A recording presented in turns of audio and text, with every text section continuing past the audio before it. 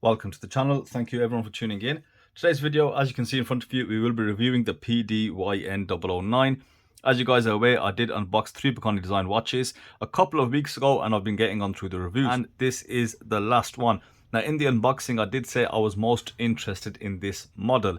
It is quite a cool looking model, no doubt. Now in the video I did state that I don't know exactly what watch this is homaging, but I do kind of recall the case. I have seen it somewhere, and yeah, you guys commented in the section below and it is indeed the Citizen ProMaster picture up on screen. So yeah, so it's homaging a Citizen, which is kind of strange. We don't really see Pagani Design homage many Citizens. Well, I suppose it's a very iconic dive watch, and I am very impressed with this Pagani Design, I gotta say. And I'll go on record to state this is probably their best built watch ever. In hand, the case quality, the bezel quality is excellent. There's nothing that I have seen like this from Pagani Design. There are literally no flaws when it comes to the case design. The bezel, it aligns perfectly straight. So, a very impressive build quality from Pagani Design. Now, I did cover specs and dimensions, so I'll put them up on screen so I don't have to go through them again. But today's video is just about pointing out the best parts about the watch and, of course, any negatives and weaknesses within this watch, which there are a few. Now, in terms of the specifications on the listing, I had this off. It's stated like a titanium case. However, in hand, it definitely is not a titanium. And anybody else who's purchased one of these will, of course, say the same because there's too much weight. It's about 120 grams. And most of the weight is, of course, on the watch case and not on the strap, which is quite light. Another awesome thing about this watch is the dimensions are absolutely spot on. It's got a very, very compact lug to lug of just 40 millimeters and a not so abnormal 44 to 45 millimeter case diameter when it comes to divers. So which will give you a great presence on wrist, and of course it should fit quite a lot of wrist due to that very compact lug to lug. It is effectively a square watch, but just nicely bulked out with just a load of these different facets on the case. I really like the machining. As you can see, it is all one tone. It's a sandblasted case, very smooth case, and there's no sharp edges, and I'm really impressed with the build quality that Pagani Design have bought us on this model. You've got some faux screws here. They don't actually do anything. However, it's just a bit of decoration. I really love the knurling on the crown. It gives it a very satisfactory movement on the crown. The threads are not very buttery smooth, but it does work. But I just love that grip. I love the overall aesthetic. Very good dive watch aesthetic. And of course, with that finishing on there, you're not going to get all those scratches on those polished surfaces. Yeah, very aggressive looking as well. And as I said about the bezel, just have a look at that alignment and that rotation. You know what? That is the best Pagani Design I have ever done. And I've reviewed a hell of a lot. Now, when you go past the case, that's where the watch starts to go a little downhill, and that's where you start seeing your issues. Now, if you look at the Citizen, they've given us a solid dial, and I do get they have a camouflage pattern on there as well. However, with PD, they've gone for this skeletonized dial. Now, while it is executed reasonably well, you've got the applied hour markers with the polished frames. You've got the Pagani Design logo printed as well as the applied logo just under the 12.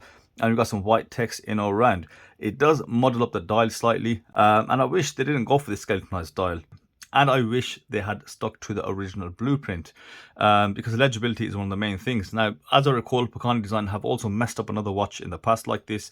It was the 50 Fathoms homage, and again they put a open heart movement in there, which kind of ruined what you're looking at. Another thing which I don't like, and I was unsure of this while I was actually selecting the models, is the use of gold on here.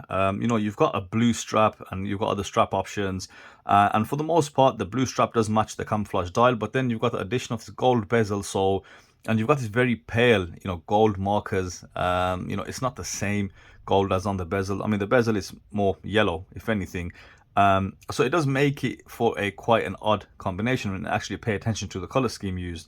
When it comes to the handset, fully polished dive style hands, and then the second hand is just way too short. It's actually shorter than the minute hand, so that's not a positive. It's not something you want when you look at a dive watch, and as a matter of fact most watches. Now, of course, this is Lume. Pagani Design have never really been great on the Lume. They have slightly improved it, so let's see how the Lume on this watch is. If I were to hazard a guess, I'd say don't hold your breath. Okay, well, that is surprising. So the Lume on the dial is perfect. It's all you need there to be. You've got a very strong loomed pip at the 12, and you can see the markers are really well filled in. They're not patchy at all. and there is ample lume on that dial. So extremely positive from Pagani Design. And before this review, I hadn't seen the lume shot, so that's why I was saying don't hold your breath. But in this instant, I'm very impressed. They've got great lume on there, a massive improvement. A slight note of criticism would be on the handset. You can see they are quite pale in comparison to the dial. The lume does need quite a few more layers on the hands, but I am really impressed on how the lume has been applied to the dial. You know, this is a massive step up for Pagani Design. I think they have finally fixed the lume. Just got to get better handsets, and then, you know, they're perfect in the lume department, and then, you know, they can start really getting up there and being really incredible watches for the money. So that was a very pleasant surprise on the lume. I'm glad they kind of fixed the lume now. As you saw, very bright, no issues with that. Now looking at the rest of the features present on the watch, the case back, very nicely done. You've got a star in the center, and you've got your specifications. You've got a bead blasted center part, you know, circular brushing on the outside. Case back does look quite well finished, and the case is very smooth.